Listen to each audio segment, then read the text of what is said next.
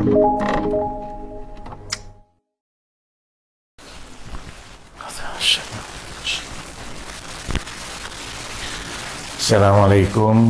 warahmatullahi wabarakatuh.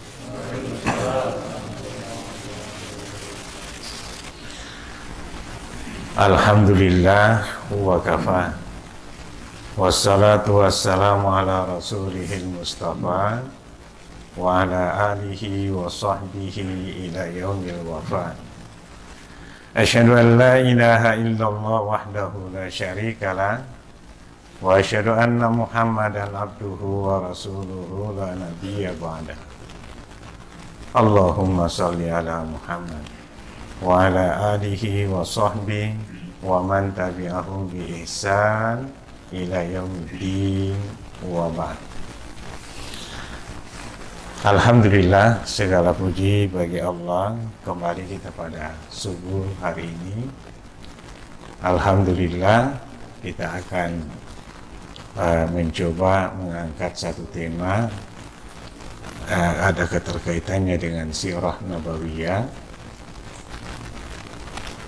Tadinya diminta untuk menyampaikan mungkin sesuai dengan kondisi kita sekarang, tapi sekarang itu materi itu serba terbatas. Salah dikit itu bisa menjadi delik hukum. Itu masalahnya.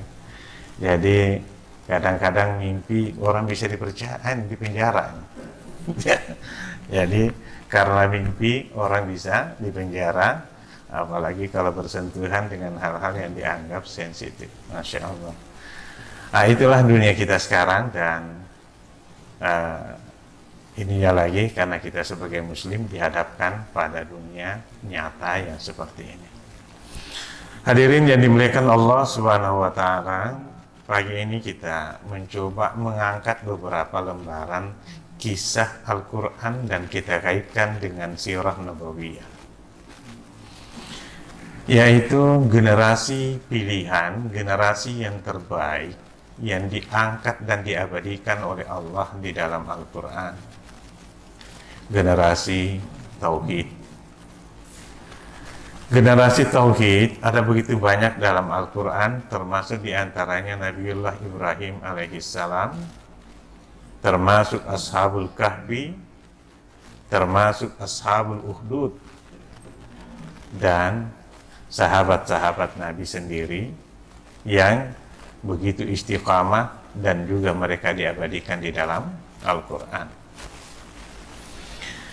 Generasi pilihan yang menjadi qudwah teladan bagi kita dalam mentauhidkan Allah. Ya.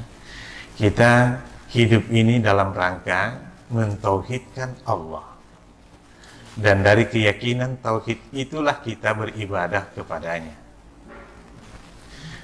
Artinya syariat ini berada di atas landasan tauhid. Dan seluruh agama mengajarkan keyakinan yang sama agar semua manusia mentauhidkan Allah Subhanahu wa taala. Sejak Adam alaihissalam sampai Nabiullah Muhammad sallallahu alaihi wasallam. Mari kita belajar beberapa ayat yang Allah angkat sebagai pelajaran dan sebagai teladan bagi kita. Salah satu di antaranya adalah Nabiullah Ibrahim. Diabadikan dalam surat Al-An'am, ya, dalam surat Al-An'am ayat 74, 75, 76 dan seterusnya.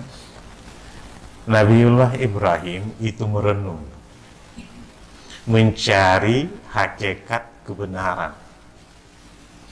Ketika manusia sudah sedemikian rupa menyimpang dari tauhid ini, di antara mereka ada yang menyembah batu, ada yang menyembah kayu, dan segala macam jenis ketuhanan yang ada ketika itu. Lalu dia berpikir, mulai menjernihkan pemikirannya. Apa mungkin batu yang kayak gini bisa disembah? Dan yang jadi pelopornya itu ayahnya sendiri, Azara.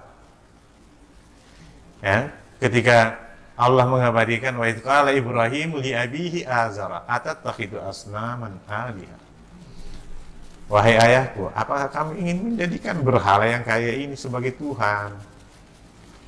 Engkau sendiri yang membuatnya, memahatnya, lalu kemudian setelah terbentuk menjadi sebuah kayak binatang ataupun berbentuk manusia, setelah itu engkau agungkan, engkau sembah.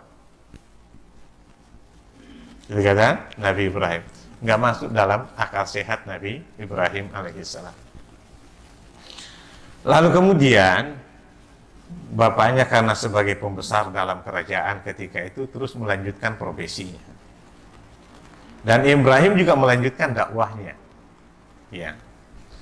Tapi sebelum dia mengajak orang lain kepada tauhid, dia ingin membersihkan dirinya dulu, mencari hakikat kebenaran itu. Maka setelah tiba malam, ya, falam majanna alaihi lail ra'a kaukaban. Ketika malam telah tiba, dia melihat bintang.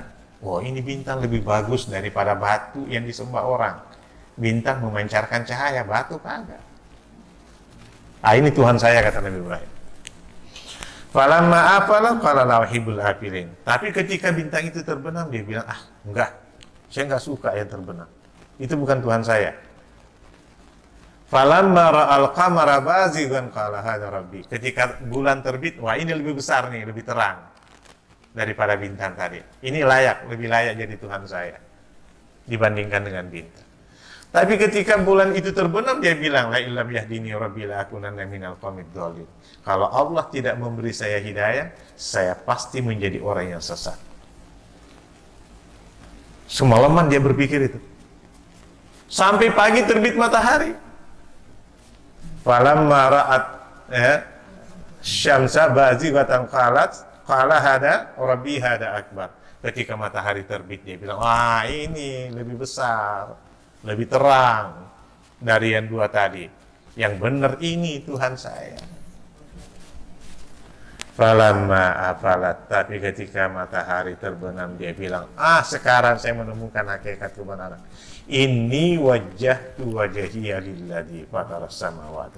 Sekarang aku hadapkan, aku pasrahkan diriku kepada pencipta bintang, pencipta bulan, pencipta matahari. Tuhan saya itu yang mencipta itu semua. Itulah proses Nabi Ibrahim mencari kebenaran. Dan ketika dia menemukan kebenaran itu, ternyata yang namanya kebenaran itu, Pak, itu tidak cukup sekedar tahu. Itu nggak cukup. Mesti didakwahkan, disampaikan kepada orang lain. Tapi ketika kebenaran itu disampaikan kepada orang lain, secara otomatis berbenturan dengan kebatilan. Ya, karena lawan dari kebenaran itu kebatilan, dia benturan. Akhirnya apa? Tugas dia ketika memahami hakikat kebenaran ialah supaya membatalkan kebatilan. Makanya dia hancurkan semua patung itu kan. Tapi punya konsekuensi. Ibrahim alaihissalam dibakar hidup-hidup, itu konsekuensi. Artinya, setiap orang yang berpegang teguh pada kebenaran itu ada resiko. Ada harga. Ada harga yang harus dikorbankan dalam hal ini. Ada resiko dibalik dari itu. Dan semua nabi, rasul itu mencontohkan demikian. Setiap pembawa risalah dan memegang teguh kebenaran risalah itu ada resiko yang harus ditanggung. Seperti itu. Maka Nabiullah Ibrahim, resiko yang pertama dia tanggung adalah dia harus dibakar hidup-hidup. Itulah konsekuensi kebenaran. Namun Allah masih menghendaki, ya, di mana Nabiullah Ibrahim diselamatkan, ya naru kuni bardan wa salaman ala Ibrahim. Hai api dingin kamu, selamatkan Ibrahim. Konsekuensi tauhid. Itu satu contoh. Contoh yang kedua, Ashabul Kahfi dalam surah 18 ayat 13 dikatakan, innahum fityatun amanu bi rabbihim wa zidnahum huda. Mereka itu adalah pemuda-pemuda yang beriman kepada Allah dan kami tambahkan hidayah kepadanya. Jumlahnya 6 orang. 6. Loh, kok dalam Al-Quran enggak 6? Iya, Jumlahnya itu sebenarnya awalnya 6. Jadi ini adalah penasehat khusus raja. Generasi yang kreatif dalam kerajaan itu. Ada 6 penasehat khusus. Dan salah satunya itu panglima sebenarnya. Gitu. Kira-kira kalau dalam pemerintahan kita itu ada presiden, ada staf khusus presiden. Jadi staf khusus presiden ini, inilah yang merumuskan, merancang seluruh kebijakan yang ada dalam kerajaan itu. Baru dilaksanakan oleh para menterinya. Itu Ashabul Kahfi. Jadi Ashabul Kahfi itu bukan pengembala, bukan orang. Dia itu pembesar. Dia itu kelompok Dewan Syura, orang yang dimana dalam kerajaan itu tidak mungkin ada satu kebijakan dijalankan tanpa melalui proses Dewan Syura ini, yaitu Ashabul Kahfi, 6 orang. Namun budaya dulu, kalau mereka sudah berkuasa sampai 30 tahun, itu dianggap Tuhan. Makanya Fir'aun itu setelah 30 tahun itu dianggap Tuhan. Tapi semua kerajaan Fir'aun di bawah 30 tahun itu bukan Tuhan. Gitu. Itu keyakinan orang dulu. Contoh Nabi Yusuf alaihissalam. Itu kan masa kerajaan Fir'aun juga kan? Kan dia menteri dalam kerajaan Fir'aun. Tapi raja ketika itu belum berkuasa sampai 30 tahun. Makanya nggak dianggap Tuhan. Tapi penguasa yang zalim. Salah satu menterinya Nabi Yusuf. Kan gitu, di Mesir. Nah ini juga sama. Ketika rajanya sudah berkuasa 30 tahun, dia menaikkan derajat dirinya sebagai Tuhan dan meminta orang-orang itu mengkultuskan dirinya. Penasehat ini, 6 orang ini semuanya orang bertauhid, nolak. Akhirnya mereka semua dijatuhi hukuman mati. Maka mereka melarikan diri. Di tengah jalan ketemu dengan pengembala. Pengembala ini terjadi dialog, lalu kemudian pengembala itu bergabung dengan mereka. Itu makanya jadi 7 orang. Iya, jadi jumlahnya 7 orang itu, 6 penasehat raja, 1 pengembala yang menjadi penunjuk jalan nantinya. Kemudian mereka inilah yang menunjuki dia di mana gua yang paling bagus untuk bersembunyi. Itu pengembala itu. Maka jadilah mereka 7 orang. Seperti itu. Anjing itu bukan anjing punya yang 6 orang, itu punya pengembala. Gitu. Yang jaga di depan pintu gua itu. Baik, Bapak-bapak yang dimuliakan Allah Subhanahu wa taala. Apa yang terjadi dengan Ashabul Kahfi? Bayangkan ya, seluruh kebijakan dalam kerajaan yang dijalankan oleh para menteri tidak mungkin diterapkan tanpa melalui proses Ashabul Kahfi. Tapi mereka meninggalkan semua status sosialnya itu dan dia menyelamatkan keyakinannya dengan mengasingkan diri di dalam gua selama 309 tahun tertidur, namun pada akhirnya juga menghadap rohnya, menyelamatkan keyakinannya. Itulah Ashabul Kahfi. Itu contoh orang yang mempertahankan keyakinannya. Berikutnya surat yang sering kita dengar kalau waktu salat. Qutila ashabul ukhdud an-nari dzatil waqud. Jadi sebelum kita masuk ke dalam sirah, kita mengambil ternyata semua nabi pola tauhidnya begitu, konsekuensinya sama. Ashabul ukhdud ini dari Bani Najran. Bani Najran punya raja yang luar biasa dolim, penguasa yang dolim, di mana dia sama mengklaim dirinya sebagai udah terlalu lama berkuasa, 30 tahun, mengklaim diri sebagai Tuhan di Bani Najran. Bani Najran ini bagian selatan, arah Yaman. Dia ketika itu, ya, raja ini nggak punya penerus. Tapi kan harus punya putra mahkota. Nah, kalau nggak punya anak, siapa yang jadi putra mahkota? Maka dicarilah pemuda yang paling cerdas, disiapkan, dikader untuk jadi putra mahkota. Dipilihlah pemuda yang ganteng dan cerdas. Lalu kemudian dia disuruh belajar ilmu sihir pada seseorang. Setelah belajar ilmu sihir, ketika dia berangkat belajar ilmu sihir, dia lewati sebuah gereja. Ini kan Bani Najran 40 tahun sebelum Nabi Muhammad lahir. Peristiwanya ini. Jadi dia melewati gereja. Di gereja itu Dia mendengarkan orang belajar Injil, Taurat, belajar ayat-ayat. Dia bilang, pelajaran orang di sini lebih bagus dari yang saya pelajari. Karena dia belajarnya ilmu sihir. Akhirnya ngintip-ngintip dari luar. Setelah ngintip, lama-lama ketahuan. Dipersilahkan masuk, ikut belajar dengan pendeta. Setelah belajar dengan pendeta, ilmunya sudah mulai luar biasa, tapi suka telat pulang ke istana. Dia sering diinterogasi. Kenapa kamu terlambat? Tapi dia nggak ngomong apa-apa. Besok dia ngadu kepada sang pendeta. Kata pendeta, besok kalau kamu diinterogasi bilang, saya sibuk belajar sama pendeta, makanya saya sama tukang sihir, makanya telat pulang ke istana. Nanti kalau tukang sihir marahin kamu, kenapa kamu telat datang belajar? Bilang sama tukang sihir, saya sibuk di istana, makanya saya telat datang kepada tukang sihir gitu. Diajarin sama pendeta gitu. Besok, wah lolos, diterima alasan-alasannya, tapi lama terus begitu. Sampai suatu ketika di dalam istana ada penasehat raja yang udah buta. Sama si pemuda ini cuma bahasa dalam hadisnya gulam. Gulam itu sebenarnya usia 20-an. Diusap matanya, sembuh, melek, melihat. Dilihat oleh raja. Raja, kok kamu sekarang bisa melihat? Ada apa? Siapa yang ngobatin kamu? Kata sang penasehat, gulam, calon putra mahkota yang ngobatin saya, raja. Wah, seneng raja, berarti ilmunya sudah mumpuni nih, seneng. Dipanggil, pokoknya dipuji setinggi langit. Terus berjalan sampai pada akhirnya ketahuan, ternyata ilmu itu bukan dari sihir, tukang sihir.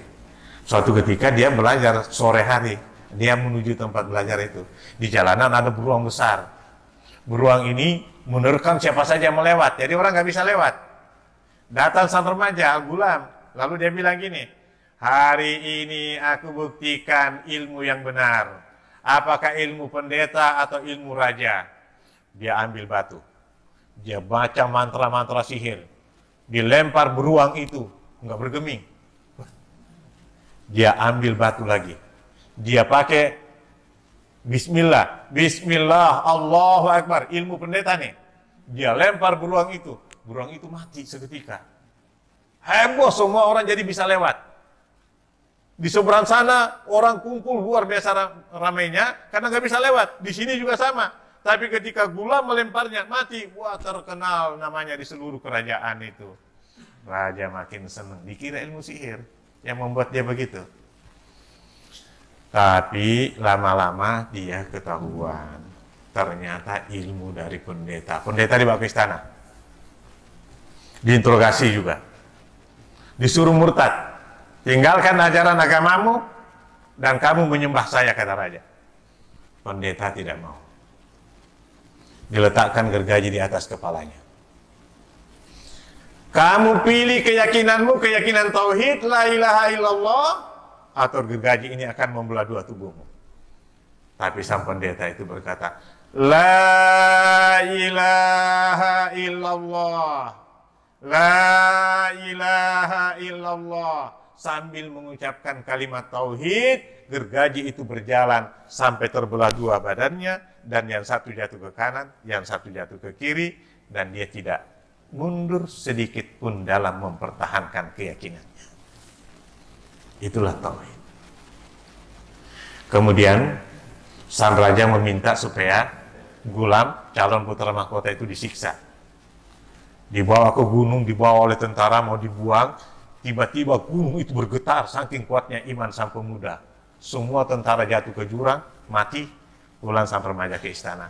Raja heran, loh, mana tentara yang bawa kamu? Mati semua, raja. Bawa dia ke laut. Dibawa ke laut, di tengah laut, tiba-tiba ombak besar menenggelamkan semua tentara. Pulang lagi dia ke istana. Mana tentara yang bawa kamu? Tenggelam semua, wahai raja. Kalau begitu saya sendiri, kata raja, yang akan membunuhmu. Maka dia diikat di pohon, dan seluruh rakyatnya disuruh hadir. Dia kira-kira alun-alun, lapangan yang luas ya. Dan raja mengambil panah. Dari pagi sampai sore dia mana. Panah itu kalau nggak ke atas, ke bawah atau ke samping. Setiap dia melepas, nggak pernah kena. Disaksikan oleh ribuan orang. Bahkan ratusan ribu. Kenapa ratusan ribu? Karena Imam Al-Qurtubi menukil bahwa konsekuensinya nanti ketika mereka masuk Islam, 77.000 dibakar hidup-hidup, 20.000 tenggelam di laut. Baik, dipanah sang remaja. Nggak kena. Udah sore nih, capek nih remaja diikat begini. Kata sang remaja, "Raja, benar nih raja pengen membunuh saya." "Ya, gimana caranya?" "Sini raja, saya ajarin. Baca raja, Bismillah Rabbil Gulam. Dengan nama Allah, Tuhannya pemuda ini, lepaskan panahmu, insya Allah saya mati." Dia ambil anak panah, diarahkan ke dadahnya, dia baca tadi dengan suara yang keras. Bismillah Rabbil Gulam. Dengan nama Allah, Tuhannya pemuda ini. Dilepaskan anak panah itu. Kena dadanya. Anak muda itu syahid. Rakyatnya langsung bilang, "Kalau begitu raja bukan Tuhan dong. Tuhan yang benar ialah Tuhan pemuda ini." Maka semua mengucapkan la ilaha illallah, beriman kepada Allah. Dan tidak mau lagi menyembah kepada raja. Wah, raja makin marah. Akhirnya digalilah parit. Makanya tadi, Ukhdud itu parit. Kutila ashabul Ukhdud. Ashabul Ukhdud dibunuh. Oleh siapa? Oleh raja. An-nari dhatil waqud. Mereka dibakar hidup-hidup. Jadi digali parit, nyalakan api. Siapa yang beriman, semua loncat masuk ke dalam api. Sampai kata Imam Al-Qurtubi, yang dibakar hidup-hidup sekitar 70.000 sampai 77.000 orang. Dan tidak ada yang murtad. Tidak ada yang mundur. Dan terakhir yang masuk loncat ke dalam api ialah seorang ibu sedang menggendong bayinya yang berumur 1 bulan. Dia nangis. Dia meneteskan air mata. Masa bayi saya harus ikut mati padahal dia nggak punya salah? Tiba-tiba bayi yang berumur 1 bulan ngomong, "Wahai ibuku, loncatlah engkau ke dalam api, sesungguhnya syurga menantimu." Maka dia peluk bayinya, lalu dia loncat masuk ke dalam api. Dan itulah orang yang terakhir mati, dibakar hidup-hidup dari peristiwa Ashabul Ukhdud. Itulah cara orang dulu mempertahankan keyakinannya. Lebih memilih mati daripada mengkhianati Allah, mengkhianati Rasulnya. Lebih memilih mati daripada mengkhianati saudara seimannya. Enggak terbalik. Kalau perlu saudara seiman, matiin semua. Yang penting gue dapat duit. Itu orang sekarang. Mari kita lihat bagaimana sahabat-sahabat Nabi SAW. Khusus pada tahun keempat kenabian dan seterusnya. Orang yang pertama kali disiksa siapa? Utsman bin Affan radhiyallahu anhu. Digulung di dalam tikar ketika ketahuan bahwa dia beriman kepada Rasulullah. Digulung, diikat. Lalu kemudian kayak orang kambing guling itu kan biasanya pakai kayu ya, dibawa nyala api, lalu kemudian diayun-ayun. Itulah Utsman bin Affan, seperti itu. Dibawa panas terik matahari, dibawa dinyalakan api, Utsman bin Affan di atas dibungkus pakai tikar, lalu diayun-ayun selama seharian. Sore hari diturunkan oleh paman-pamannya, tapi ini sudah berair semua nih kulitnya nih. Di bawah api, kayak kambing guling. Kenapa Utsman bin Affan demikian? Karena dia ketahuan mengucapkan la ilaha illallah. Seorang wanita Romawi, gadis Romawi yang sangat cantik namanya Zinirah, ada juga membacanya Zunairah, ada juga yang membacanya Zainurah. Ketika dia ketahuan beriman, itu kan sebenarnya budak. Dia terpaksa jadi budak, dibeli oleh Umar. Umar belum masuk Islam. Lalu kemudian dikasih satu kamar sama Umar bin Khattab. Dia di situ malam-malam ada suara-suara dari di balik kamarnya. Sama Umar bin Khattab diintip. Ngapain ya dia? Budak saya nih. Jangan-jangan dia udah jadi pengikut Muhammad nih, kata Umar. Dia, bener. Dia udah jadi pengikut Muhammad. Ini bacaannya sama nih dengan bacaan Muhammad. Tahun 4 kenabian. Maka besok pagi diseret keluar dari kamarnya sama Umar bin Khattab, lalu dipukul, dicambuk, disiksa, dibawa panas matahari. Dari pagi tuh sampai menjelang siang, Umar kelelahan memukulnya. Dia duduk. Datang Abu Jahal. Ada apa denganmu, wahai Umar? Kata Umar, demi Allah, saya nggak berhenti mukul dia kecuali karena saya udah kelelahan. Dikasih kepada Abu Jahal. Abu Jahal lagi yang ngambil. Dilanjutkan siksaannya kepada Zinnirah. Capek juga Abu Jahal. Diberikan kepada anak remaja. Anak remaja memuaskan dirinya menyiksanya. Capek, dikembalikan kepada Abu Jahal lagi. Ketika kembali ke Abu Jahal langsung mengambil dan mencungkil kedua matanya. Dicungkil kedua matanya oleh Abu Jahal. Dan sejak itu Zinnirah tidak mengenal lagi siang dan malam. Maka semuanya dia pakai baca Quran, doa, dan zikir. Ketika itu zikir belum kayak sekarang. Banyak doa kita sekarang. Dulu zikir orang itu cuma satu. Ahad, ahad. Kalau enggak, la ilaha illallah Muhammadur Rasulullah. Enggak kayak kita sekarang, udah banyak zikirnya. Orang baru tahun ke-4 kenabian. Jadi yang dia ucapkan, ahad, ahad. Kalau enggak, baca Quran. Itu aja. Tapi kini dia udah gak punya mata. Sepekan kemudian, tiba-tiba Allah kembalikan matanya utuh persis seperti semula. Dan Zinnirah ketika hijrah ke Madinah bercerita, demi Allah, mata yang Allah berikan sekarang jauh lebih terang daripada yang dicungkil Abu Jahal. Nggak ada lagi plus minusnya. Terang sampai tua. Dan karena itu banyak orang yang masuk Islam. Menyaksikan peristiwa Zinnirah yang tadinya matanya udah dicungkil, sekarang matanya normal kembali. Dia, sekali lagi, dia tidak bergeming. Tidak goyah keyakinannya sedikit pun. Dan itu dialami oleh Sa'ad bin Abi Waqqas ketika dia setrika punggungnya, dibuka bajunya, disuruh tengkurap, disetrika punggungnya. Nabi lewat di hadapannya.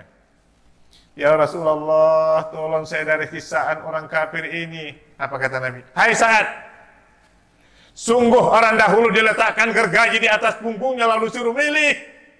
Kamu tetap dalam keyakinanmu, gergaji ini akan membelah dua tubuhmu. Atau engkau tetap dalam kembali ke ajaran nenek moyang, engkau bebas kemanapun engkau mau. Tapi mereka berkata, la ilaha illallah. Maka terbelah dualah tubuhnya. Kata Sa'ad, kalau begitu aku tidak akan mengeluh ya Rasulullah. Dia biarkan orang menyetrika punggungnya. Dia menangis, iya, namanya sakit. Itulah sahabat Nabi, istiqamah, tidak goyah sedikit pun. Ketika sudah menyatakan la ilaha illallah, mereka tidak goyah sedikit pun. Imannya nggak bisa dijual, imannya tidak bisa diintimidasi. Itu salah satu contoh. Belum keluarga Ammar bin Yasir, Nabi lewat, Sumayyah istrinya, suaminya dulu yang pertama meninggal, Yasir, ya. Ketika itu Nabi lewat di hadapan mereka, Nabi nggak bisa nolongin. Nabi cuma berkata, sabran ala Yasir, fa inna mau'idakumul jannah. Bersabarlah wahai keluarga Yasir, sesungguhnya tempat kembali kalian adalah surga. Maka mendengar janji Nabi seperti itu, semua mempertahankan, nggak peduli apa yang dilakukan orang-orang kafir. Sampai pada istrinya sekalipun diludahin, diinjak, diapain, tapi kalimat yang pertama terucap dan terakhir yaitu ahad, ahad. Tuhan saya hanya satu, Allah. Tuhan saya hanya Allah. Saking keselnya Abu Jahal, dia ambil tombak, ditusuk kemaluannya dengan tombak, tembus sampai tengkuknya. Dan dia wanita syahidah pertama dalam Islam. Dan tidak mundur sedikit pun. Dia lebih memilih mati. Itulah orang dulu. Cara mereka bertauhid. Itulah para sahabat. Dan ratusan peristiwa lainnya. Yang pastinya kita tidak mungkin dapat mengangkat satu persatu pada kesempatan ini. Maka esensinya, Islam ini adalah tauhid. Kita muslim karena kita mentauhidkan Allah. Dan kita bukan muslim ketika tauhid kita sudah mulai goyah. Kapan akidah kita mulai goyah? Itu mulai bergeser kepada syirik. Bapak-bapak, ibu-ibu, suatu ketika Nabi sangat bergembira, dapat berita gembira dari Jibril alaihissalam. Datang seorang sahabat yang ahli ibadah, Abu Dzar Al-Ghifari. Pagi-pagi nih, dia datang ke rumah Nabi. Nabi kelihatan cerah, senang banget. Assalamualaikum ya Rasulullah, kata Abu Dzar. Waalaikumsalam ya Abu Dzar. Sini kamu Abu Dzar, sini kamu, kata Nabi. Sini, Nabi senang.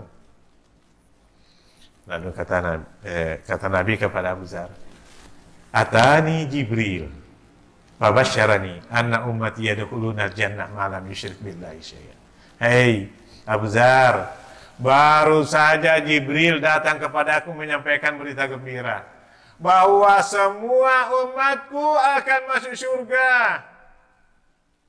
Dia akan masuk surga malam yusyrik billahi syai'a, selama dia tidak mempersekutukan Allah dengan apapun. Kata Abu Dzar, qultu wa in zana wa in sarik, apakah sekalipun dia berzina, pernah mencuri, dia boleh masuk surga ya Rasulullah?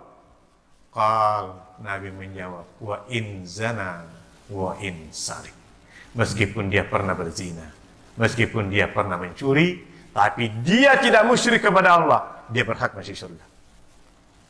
Abu Dzar masih belum ini, masih nanya lagi. Qultu, aku bertanya lagi, wa in zana wa in sarik, walaupun pernah berzina, pernah mencuri, boleh masuk surga Rasulullah? Nabi menjawab, wa in zana wa in sarik, meskipun pernah berzina, pernah mencuri.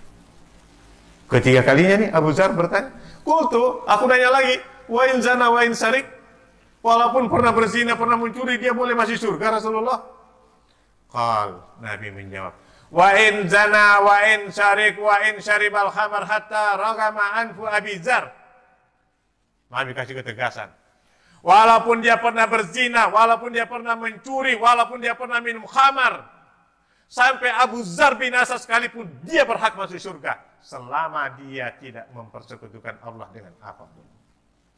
Karena kalau tauhid tadi sudah mulai bergeser, itu adalah syirik. Ya, tauhid bergeser sedikit, larinya ke syirik. Karena lawan tauhid adalah syirik. Makanya Nabi pernah berwasiat kepada para sahabat, jaga tauhidmu, jangan pernah melakukan kemusyrikan. Wa in kutiltum, meskipun resikonya engkau harus dibunuh, au kutitum, atau engkau dicincang, au khuriktum, atau engkau dibakar hidup-hidup, jangan pernah melakukan itu. Tetaplah dalam ketauhidan. Seperti itu, dan siapa yang memiliki jiwa tauhid, keyakinan tauhid, itulah yang dijanjikan surga oleh Allah Subhanahu wa taala. Hadirin yang dimuliakan Allah Subhanahu wa taala. Itu antara lain maka kisah Quran, kisah para sahabat. Apakah mereka saja? Kalau para sahabat binaan Nabi langsung, gurunya adalah Rasulullah. Kalau Quran memang wahyu mungkin yang membimbing. Apakah generasi sekarang tidak mungkin? Bisa saja. Mari kita lihat. Masih ingat kita, masih segar dalam ingatan kita ketika di Mesir, ya, di Mesir seorang ulama penulis Bidlalil Quran, dia menulisnya dalam penjara. Tapi nggak sempat selesai, masih tersisa 2 jilid. dan beliau wafat, yaitu Said Qutb. Said Qutb sebenarnya itu calon menteri sosial di Mesir. Calon menteri sosial. Dia diserahkan menteri sosial jika dia mau. Tapi dia berkonsekuensi pada pertarungan tauhid. Maka dia tolak. Dia nggak mau jadi menteri. Akhirnya apa? Ditunjuklah Abdul Qadir Audah untuk mengadili Said Qutb. Abdul Qadir Audah ini jaksa agung. Kata dia, saya ini hakim, tapi saya muslim. Saya hakim, terkenal kata-katanya ini. Saya hakim, tapi saya muslim. Maka ketika itu dia menulis sebuah buku Islam dan perundang-undangan. Ya, Abdul Qadir Audah. Maka dia tidak mau menghukum. Dengan teman-temannya itu ada 6 orang, tapi 6 orang ini diambil oleh Amerika, lalu dibuang di laut. Ya kalau dibuang di laut ya sampai sekarang nggak ketahuan kuburannya di mana, namanya juga dibuang di laut, ulama-ulama ini. Tapi Said Qutb tetap di dalam sel. Hari terakhir dia sudah mau digantung, sudah menuju tiang gantungan. Ketika karena digantung itu kan pakai tali, naik di atas biasanya pakai bangku. Udah mau dimasukkan kepalanya di tali itu, datanglah seorang syekh dari Al-Azhar. Wahai Said Qutb, aku datang membimbing dirimu, mengucapkan la ilaha illallah, sebagaimana disunnahkan mengucapkannya bagi setiap muslim di akhir hayatnya. Apa kata Said Qutb? Dia tunjuk ulama itu, kamu. Ditunjuk dengan tuh, kamu. Dengan la ilaha illallah kami mati di tiang gantungan. Dan dengan la ilaha illallah kalian mencari sesuap nasi.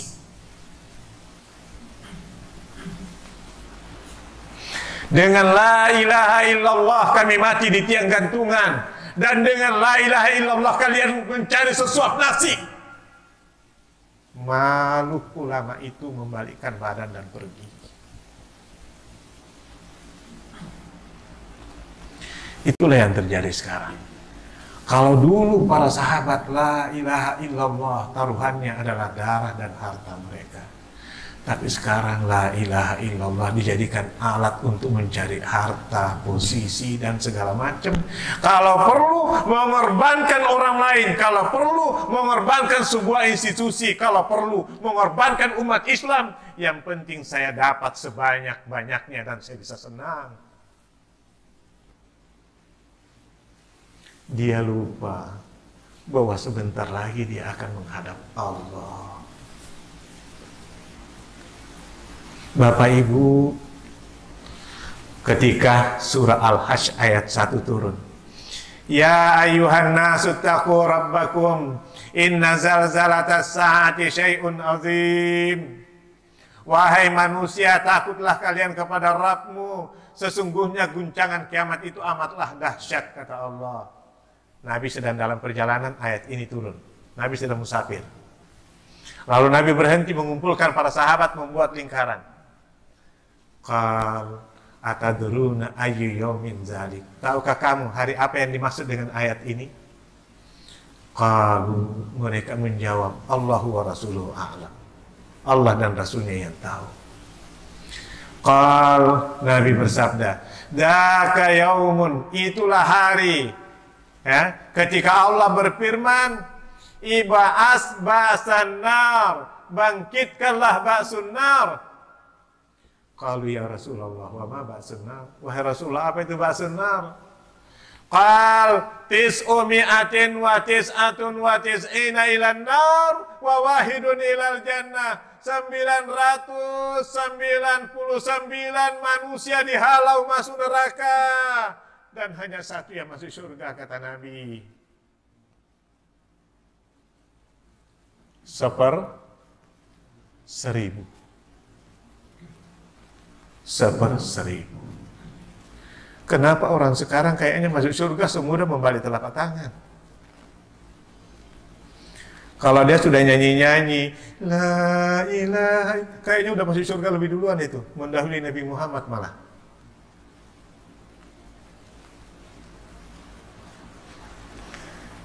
Ingat, Nabi tegaskan, dan bukan hanya satu hadis, begitu banyak hadis di riwayat Imam Bukhari dan Muslim, bisa dilihat dalam tafsir Al-Qurtubi. Al-Hajj ayat 1. Nabi menyatakan, menegaskan, tis'umi'atin wa tis'atun wa tis'ina ilan nar wa wahidun ilal jannah. 999 manusia masuk neraka dan hanya satu yang masuk surga, kata Nabi. Fa'ansha'al muslimuna yabkun, semua sahabat menangis dan berkata, kalau begitu kami nggak masuk surga Rasulullah. Hanya para nabi dan rasul yang masuk surga. Qal qaribu wasaddidu, mendekat semua, pegangan erat-erat. Maka Nabi pegang, sahabat pegangan erat-erat membuat lingkaran. Lalu Nabi berkata, ma antum illa kamisli syam fi batni dabah. Tiadalah kalian itu, melainkan perumpamaannya itu hanya kayak sehelai rambut, sehelai bulu yang ada di perut onta. Sekian banyak bulu yang ada di perut onta itu, satu masuk surga. Sahabat tambah nangis. Lalu Nabi melanjutkan, qaribu wasaddidu, ayo mendekat, pegangan erat-erat, kata Nabi. Lalu Nabi melanjutkan, ini la arju antakuna sulusa ahlil jannah. Saya berharap kalian wahai umatku, sepertiga penghuni surga itu dari kalian wahai umatku. Pakak baru semua sahabat takut. Allahu Akbar, Allahu Akbar. Kita punya peluang masuk surga. Bal inni la arju antakuna nisfa ahlil jannah. Bahkan saya berharap separuh penghuni surga adalah kalian dari umatku, dan separuhnya dari umat-umat sebelum aku, kata Nabi. Pokok baru semua takbir, Allahu Akbar, Allahu Akbar. Maka 1/1000 itu adalah seluruh umat manusia dari Adam sampai kiamat. 1/1000 orang masuk surga. Sedangkan umat Nabi Muhammad SAW, separuh penghuni surga itu adalah umat Rasulullah SAW. Jadi sahabat senang, kalau begitu kita punya peluang luas untuk masuk surga. Maka Bapak Ibu yang dimuliakan Allah Subhanahu wa taala, mari kita berfastabiqul khairat, memanfaatkan peluang untuk mendapatkan surga yang dijanjikan oleh Allah. Ingat, surga itu 99% rahmat Allah, dan dunia ini hanya 1% dari rahmat Allah. Maka surga tidak bisa dibahasakan dengan bahasa duniawi, karena dia punya alam yang luar biasa. Hadirin yang dimuliakan Allah Subhanahu wa taala, terakhir di depan mata kita menyaksikan saudara kita, ya, kilometer 50, 6 orang yang gugur, katanya melakukan perlawanan, katanya. Kita sendiri tidak bisa nebak-nebak sampai Komnas HAM mengumumkan hasilnya. Ya, Komnas HAM mengumumkan hasilnya, maka akan terbongkar yang tersembunyi, ya, antara yang hak dan yang batil akan ketahuan. Sebenarnya siapa yang jujur dan siapa yang bohong. Maka saya sendiri tidak berani masuk ke situ sebelum ada itu, karena saya bukan ahlinya untuk melakukan penelitian yang seperti itu. Tapi yang pasti sebagai seorang muslim, kita mesti berpihak kepada yang benar, dan kita mesti mendoakan mereka yang benar. Ya. Sudah terjadi, kita doakan mereka, mudah-mudahan mereka kembali kepada Allah dalam keadaan ridha dan diridhoi, insya Allah. Insya Allah, dari semua generasi yang kita angkat tadi, Quran, sahabat Nabi, setelah sahabat Nabi sampai saat ini, mudah-mudahan apa yang 6 orang ini merupakan kelanjutan dari generasi Quran, generasi sahabat, generasi setelah sahabat, dan generasi akhir zaman yang sama dijanjikan kebenaran, keistiqamahan di jalan Allah, insya Allah. Baik, di akhir pertemuan kita ini kita sama-sama berdoa kepada Allah Subhanahu wa Ta'ala. Mudah-mudahan permohonan kita diterima di sisinya. Amin. Allahumma salli ala Muhammad wa ala alihi wa sahbihi ajma'in. Allahumma ighfir wa liwalidayna wa li ikhwanina alladhina sabaquna bil iman. Allahumma ighfir lil muslimina wal muslimat wal mu'minina wal mu'minat al ahya'i minhum wal amwat innaka sami'un qaribun mujibud da'wat ya qadiyal hajat. Allahumma inna na'udzu bika minal barasi wal jununi wal juzam wa min sayyi'il asqam. Allahumma inna na'udzu bika minar rihil ahmar wad damil aswad wad da'il akbar. Allahumma Rabban nas adhibil bas ishfina anta syafi la shifaa illa shifaan la yughadiru saqaman.